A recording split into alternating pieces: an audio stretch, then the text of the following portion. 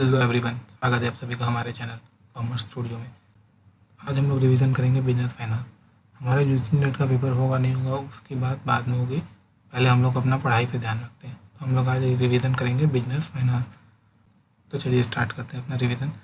सबसे पहले फाइनेंस का मतलब समझ लेते हैं। फाइनेंस का मेनली मीन क्या है? रुपए, मतलब पैसा।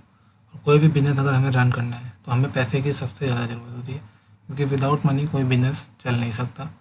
तो बिजनेस में अगर हमें फाइनेंस की रिक्वायर्ड किस किस चीज़ के लिए हो सकती है, तो यहाँ लिखा है purchasing assets, goods, raw material, performing all other kind of, जितनी भी मेरी इकोनॉमिक एक्टिविटीज़ होगी उन सभी के लिए हमें फाइनेंस की आवश्यकता होगी। तो बिजनेस फाइनेंस क्या हो गया? फाइनेंस का मेन रिलेशन किससे हो गया? फंड से या फिर मनी से। अब इसमें एक टर्म आता है फाइनेंशियल मैनेजमेंट। फाइनेंशियल मैनेजमेंट क्या होता है? Financial management is an activity which is concern with the planning of the firms financial resources. इसका मतलब क्या हुआ? फाइनेंशियल मैनेजमेंट एक वो एक्टिविटी है जिसमें हम प्लानिंग करते हैं जो फर्म की मेरी फाइनेंशियल रिसोर्सेज है उसको प्लानिंग करना, मतलब कि वो कहाँ से हमारे पास आएगी और हम उसका कहाँ कहाँ यूज़ कर सकें। देखो बिजनेस फाइनेंस अगर हम ट्रेडिशनल की बात करें तो ट्रेडिशनल में होता था कि सिर्फ इसका यूज़ होता था कि फर्म में किसी भी कंपनी या फर्म में हम पैसा कैसे लेकर आएंगे। लेकिन आजकल मॉडर्न में सिर्फ पैसा लाना ही ज़रूरी नहीं है, उसका यूज़ भी, हम उसको कहाँ यूज़ कर सकते हैं, ऑप्टिमम यूज़ भी बहुत इंपॉर्टेंट हो गया। फाइनेंशियल मैनेजमेंट हो गया प्लानिंग करना जो भी फर्म्स की फाइनेंशियल रिसोर्सेज उसके बारे में, कि हम उसको कैसे उसको लाएंगे और उस चीज़ को कैसे यूज़ करेंगे। तो हम लोग डिफिनेशन भी देख लेते हैं। पहले डिफिनेशन किसका है? पहले तो Solomon and era and John Pringle ने बताया था कि financial management is concern with the efficient use of an important economic resource namely capital fund. तो जो भी मेरा फाइनेंशियल मैनेजमेंट है उसका कंसर्न किससे? इकोनॉमिक एफिशिएंट यूज़ करना। वही हम लोगों ने पीछे पढ़ा ना, जो फाइनेंशियल मैनेजमेंट का काम क्या होता है, जो भी फर्म्स में पैसा लाना और उसको कहाँ यूज़ करना। तो इसीलिए उन्होंने ये बताया कि फाइनेंशियल मैनेजमेंट का यूज़ क्या है? Efficient use of economic resources जो भी फर्म्स के होते हैं। अब अगला टॉपिक हम लोग में इसमें आता है फंक्शंस ऑफ फाइनेंशियल मैनेजमेंट। अब फाइनेंशियल मैनेजमेंट में देखो बेसिकली 3 फंक्शन होते हैं। पहला तो इन्वेस्टमेंट डिसीजन, दूसरा फाइनेंस एंड तीसरा डिविडेंड। अब इन्वेस्टमेंट क्या होता है? कोई भी कंपनी है, हमें किसी के पास भी है तो हम लोग पैसा कहीं ना कहीं इन्वेस्ट करते हैं, जो भी हम पैसा लगाते हैं वो इन्वेस्टिंग डिसीजन। उसके बाद फाइनेंसिंग डिसीजन। और फाइनेंसिंग डिसीजन क्या होता है? कंपनी के पास सारा पैसा खुद का होना ये जरूरी नहीं रहता, वो कंपनी बाहर से भी पैसा ही लेते हैं।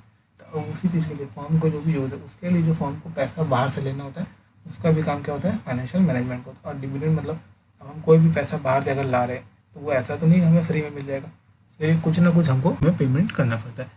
तो वही होता है डिविडेंड डिसीजन। अब डिविडेंड डिसीजन मतलब जो भी हमने पैसा बाहर से लाया है उसके लिए जो अगेंस्ट में हम जितना डिविडेंड वापस करेंगे। हम लोग एक एक को अलग अलग समझ लेते हैं। सबसे पहले क्या था? Investment decision. Investment decision is concern with the selection of asset in which a fund will be invested by a firm. The asset of a business firm include long-term asset, short-term asset. The long-term investment decision is known as capital budgeting and the short-term decision is identified as a working capital management. In basically क्या कहा गया? Investment decision मतलब selection of asset in which firm will be invested by the firm. ऐसे asset का selection करना जिसमें firm invest करेगी। अब इसमें दो हो गया, एक लॉन्ग टर्म हो गया, लॉन्ग टर्म मतलब फिक्स एसेट, और शॉर्ट टर्म है करंट एसेट।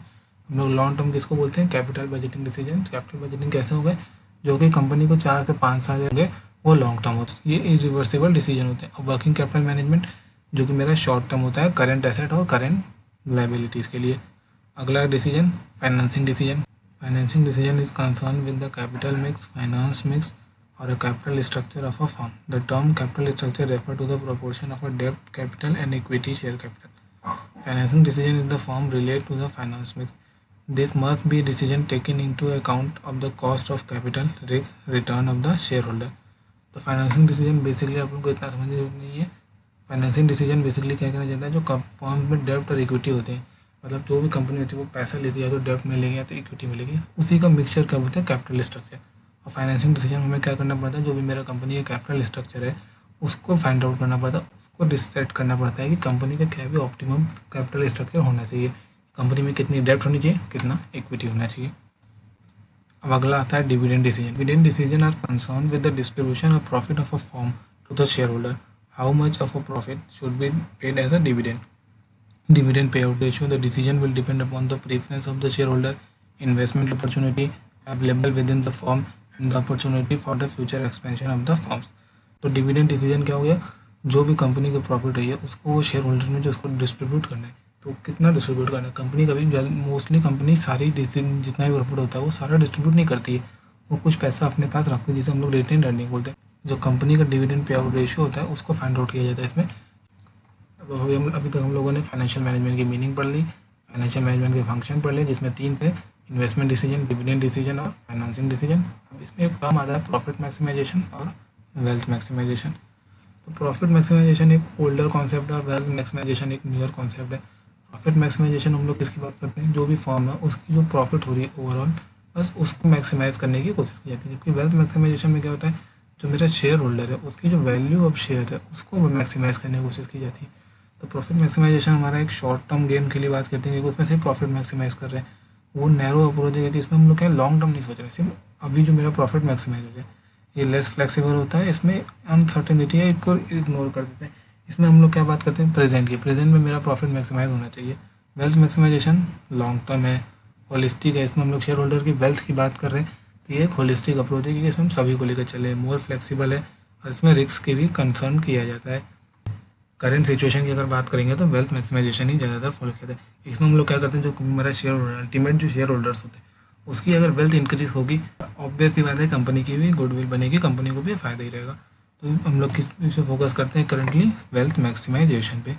तो प्रॉफिट मैक्सिमाइजेशन और वेल्थ मैक्सिमाइजेशन आई होप सबको समझ में आ गया होगा। अब आगे चलते हैं आगे। अब अगला टॉपिक है हम लोग का सोर्सेज ऑफ फंड। अभी तक हम लोगों ने पढ़ा था बिजनेस फाइनेंस का क्या होता है, एक सोर्सेज ऑफ फंड और एक उसका यूज। अब सोर्सेज ऑफ फंड में पढ़ना है कि कहाँ कहाँ से पैसा कंपनी या कोई भी फर्म होती है वो पैसा लेती है। तो देखो सोर्सेज ऑफ फंड हम लोग पढ़ेंगे तो कई तरीके से होते हैं, मेन पढ़ेंगे। तो पहला क्या है, बेसिक ऑफ टाइम, टाइम के अकॉर्डिंग सोर्सेज ऑफ फंड क्या क्या है, लॉन्ग टर्म, मीडियम टर्म और शॉर्ट टर्म। तो शॉर्ट टर्म फंड क्या हो गया 1 साल तक, मीडियम टर्म 1 साल से 5 साल तक मीडियम टर्म, और जो 5 साल से ज़्यादा होगा वो हमारा लॉन्ग टर्म। लॉन्ग टर्म के बेसिस पे 3 टाइप के होते हैं, इक्विटी शेयर, प्रीफरेंस शेयर और डेब्ट। इक्विटी शेयर क्या होते हैं, जो कि कंपनी के रियल ओनर होते हैं। प्रीफरेंस शेयर जिनको प्रीफरेंस में डिविडेंड दी जाती है। और डेब्ट डिवेंचर क्या होता है, डिवेंचर एक तरीके का एक इंस्ट्रूमेंट होता है, एक एग्रीमेंट होता है जिसमें बताया जाता है कि जो भी डिवेंचर होल्डर होगा एक स्पेसिफिक परसेंटेज पे इंटरेस्ट दी जाएगी, चाहे वो कंपनी को प्रॉफिट हो चाहे ना हो, उनको एक मिलेगा। तो डिवेंचर इसलिए हम लोग उनको एक क्रेडिटर की तरह कंसिडर करते हैं। अगला हम लोग कहते हैं on the basis of ownership. Ownership के अकॉर्डिंग एक ओन होता है, एक बोरोड होता है। ओन मतलब जिस ऐसा मतलब होता है जो सोर्सेज ऑफ फंड जो कि कंपनी के खुद ओन करे, मतलब कंपनी में जिसका ओनरशिप हो। बोरोड मतलब जो कि बाहर से हम लोग लेते हैं लोन वगैरह एज ए क्रेडिटर्स जो हमारे होंगे। इसमें ओन में क्या आता है, पहला इक्विटी और प्रीफरेंस। इक्विटी मतलब जो भी हमारे ओनर हो गए, प्रीफरेंस शेयर मतलब जिनको इक्विटी से पहले प्रीफरेंस दी जाती है। डिवेंचर मैंने पीछे बताया था, एक एग्रीमेंट होता है जिस पर जो डिवेंचर होल्डर था उसको फिक्स इंटरेस्ट दी जाती है, उसको हम लोग क्रेडिटर की तरह कंसिडर करते हैं। हाँ, अब ये मेन आया हम लोग का कैपिटल स्ट्रक्चर। अभी तक हम लोगों ने पीछे पढ़ा था कैपिटल स्ट्रक्चर क्या होता है, डेट इक्विटी। अब जो भी हमारी कंपनी में जो भी शेयर्स होंगे, जो भी डेप्ट इक्विटी प्रेफरेंस है, उसके मिक्स को क्या बोलते हैं, कैपिटल स्ट्रक्चर। यहाँ पे आपको फिगर में दिख ही रहा होगा, इक्विटी, प्रेफरेंस, डेप्ट एंड अदर सोर्सेज, इन सभी के मिक्स को क्या बोलते हैं, कैपिटल स्ट्रक्चर। तो इसमें सबसे पहले पढ़ते हैं इक्विटी शेयर। इक्विटी शेयर क्या होता है, it represent the interest of ownership in a company issue equity share to raise the fund while diluting its ownership. मतलब इक्विटी शेयर क्या होता है, जो कि ये कंपनी के ओनर होते हैं। कंपनी इसको इशू कब करती है, जब इसको अपना ओनरशिप डाइल्यूट करना होता है, ओनरशिप देना होता है। इसके जो भी इक्विटी शेयर अगर होल्डिंग होंगे तो वो कंपनी में एक तरीके से ओनर माने जाते हैं। इसके बाद अगला क्या है, प्रेफरेंस शेयर। प्रेफरेंस शेयर क्या होता है, preference share are those share that enable shareholder to receive a dividend announced by the company before receiving to equity share. In India, preference share must be redeemed within a maximum period of 20 years. Preference share मैंने बताया था ना, preference share वो होते हैं जिनको dividend मिलने में इक्विटी शेयर से प्रेफरेंस दी जाती है और इनका डिविडेंड फिक्स होता है। और इंडिया में हम मैक्स टू मैक्स 20 ईयर तक के लिए मैक्सिमम 20 ईयर हम लोग का फिक्स पीरियड होता है। एक भी प्रेफरेंस शेयर रिडीम कर सकते हैं, रिडीमेबल प्रेफरेंस शेयर, उससे ज़्यादा आप नहीं इशू कर सकते। आगे अगला क्या है, debenture. Debenture is a bond which basic instrument which may be issue bye A borrowing company. Debenture carry A promise by the company make a interest payment on the debenture holder on a specific amount. Debenture क्या होता है, एक तरीके से एक agreement, उधार एक credit agreement होता है जो बोरिंग कंपनी इशू करती है, जिसमें ये प्रॉमिस किया जाता है कि कंपनी जो भी होगी उसको इतना % फिक्स इंटरेस्ट डिवेंचर होल्डर को पेमेंट करेगी।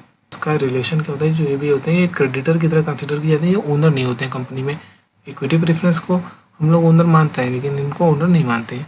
अगला आया, आप देखिए यहाँ पे एक डिफरेंस है, ये बहुत अच्छा चार्ट है, इक्विटी प्रेफरेंस और डिबेंचर। इक्विटी शेयर क्या होते हैं, ओनर होते हैं, प्रेफरेंस शेयर ओनर नहीं होते हैं, और डिबेंचर को हम लोग क्रेडिटर मानते हैं। इक्विटी शेयर का right to question the management होती है, इक्विटी शेयर मैनेजमेंट में पार्टिसिपेट कर सकते हैं। प्रेफरेंस शेयर में मे बी और मे नॉट भी, अगर वो प्रेफरेंस शेयर अगर पार्टिसिपेटिव आती है या नो नहीं होगा, ये मे बी मे नॉट भी, अगर वो पार्टिसिपेटिव होंगे तो वो कर सकते हैं, नहीं होते तो फिर वो भी नहीं कर सकते। डिबेंचर होल्डर को भी कोई राइट नहीं होती है। उसके बाद इक्विटी शेयर को कोई प्रेफरेंस नहीं दी जाती डिविडेंड में, प्रेफरेंस शेयर को इक्विटी शेयर से पहले डिविडेंड दी जाती है। इनको डिविडेंड नहीं, इनको इंटरेस्ट मिलती है, वो भी फिक्स्ड होता है। इक्विटी शेयर के पास वोटिंग राइट होती है, प्रेफरेंस शेयर के पास no voting right. Preference share के पास वोटिंग राइट्स प्रेफरेंस शेयर में नहीं होती है, डिबेंचर के पास भी वोटिंग राइट नहीं होती है। इक्विटी शेयर को रिडीम नहीं करती। जब का लास्ट में हमारी कंपनी डिसॉल्व होती है तो उस टाइम इक्विटी शेयर को जो भी अमाउंट होता है वो मिला था, इसको हम लोग रिडीम नहीं कर सकते। प्रेफरेंस शेयर रिडीमेबल इरिडीमेबल दोनों टाइप होते हैं, तो उसको रिडीम किया जा सकता है, डिबेंचर को भी रिडीम किया जा सकता है। एक और है, इक्विटी शेयर नॉट कन्वर्टेबल होते हैं, इक्विटी शेयर को किसी और में कन्वर्ट नहीं कर सकते। प्रेफरेंस शेयर में एक ऑप्शन मिलता है हमको कि प्रेफरेंस शेयर को हम लोग इक्विटी शेयर में कन्वर्ट कर सकते हैं, डिबेंचर में भी कंपनी ऑप्शन देती है कि आप डिबेंचर को भी इक्विटी शेयर में कन्वर्ट कर सकते हैं। अगला हम लोग का टॉपिक है कैपिटल स्ट्रक्चर थ्योरी। ये बहुत इंपॉर्टेंट है, इससे बहुत क्वेश्चन पूछे जाते हैं। कैपिटल स्ट्रक्चर में दो तरीके की थ्योरी होती है, रेलिवेंट और इरेलीवेंट। रेलिवेंट नाम से क्लियर है, रेलिवेंट मतलब जिसका इम्पैक्ट पड़ता हो, मतलब ऐसी थ्योरी जो इसमें कुछ थ्योरी रेलिवेंट होती है। रेलिवेंट मतलब जिसका इम्पैक्ट पड़ता हो, मतलब कि कैपिटल स्ट्रक्चर में अगर हम चेंज करेंगे तो उससे कंपनी के जो फर्म की जो वैल्यू होगा उस पर इम्पैक्ट पड़ेगा। इरेलीवेंट मतलब क्या होता है कि अगर हम कैपिटल स्ट्रक्चर में हम कैपिटल मिक्स में कुछ चेंज करते हैं तो उससे जो फर्म की हमारी वैल्यू होती है उस पर कोई फ़र्क नहीं पड़ता। रेलिवेंट में दो आती है, नेट इनकम अप्रोच और ट्रेडिशनल अप्रोच। इरेलीवेंट में भी दो आती है, नेट ऑपरेटिंग इनकम और मूडी गिलानी और मिलर। हमारा नेट इनकम अप्रोच और ट्रेडिशनल अप्रोच, ये दोनों हमारा क्या है, रिलेवेंट है। मतलब इसमें अगर इन थ्योरी के अकॉर्डिंग क्या कहा जाता है कि अगर हम फर्म की जो कैपिटल मिक्स है उसको चेंज करेंगे तो उससे फर्म की वैल्यू में चेंजेस होगी। इरेलीवेंट में कौन सा है, नेट ऑपरेटिंग और MM अप्रोच। इसका कहना होता है कि अगर हम फर्म के कैपिटल मिक्स में चेंज करेंगे तो उससे फर्म की एंड वैल्यू में कोई चेंजेस नहीं होती है। तो सबसे पहले क्या है, net income approach. Net income approach किसने दिया था, डेविड रोनाल्ड ने